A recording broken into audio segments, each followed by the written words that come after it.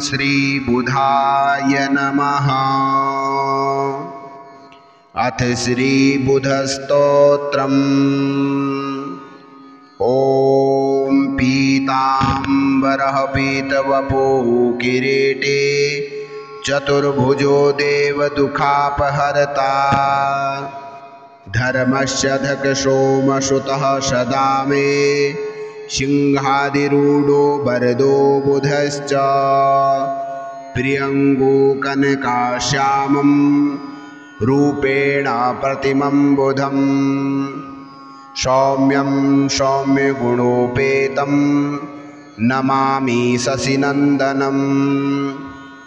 सोमः शनुर्बुधश्चैव सौम्यः सौम्यगुणान्वितः सदा शान्तः सदा क्षेमो नमामि शशिनन्दनम्। उत्पातरूपी जगतां चन्द्रपुत्रो महाधुतिः सूर्यप्रियकरो विद्वान् पीडाहरतु मे बुधम्।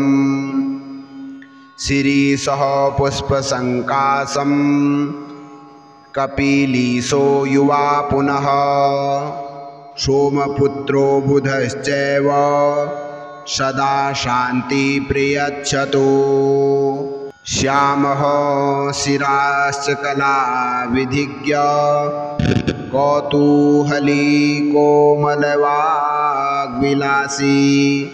रजोधिक मध्यमरूपधृक्ष्या दाताम्रनेत्रो द्विजराजपुत्रः अहो चन्द्रसुतः श्रीमान् माघधर्मा समुद्भव अत्रिगोत्रश्चतुर्बाहु खड्गखेटकधारकः गदाधरो नरसिंहस्त स्वर्णनाभसमन्वितः केतकी द्रुमपत्राभः इन्द्रविष्णुप्रपूजितः ज्ञेयो बुधः पण्डितश्च रोहिणेयश्च सोमजः कुमारो राजपुत्रश्च शैशवे शशिनन्दनः गुरुपुत्रश्च तारेयो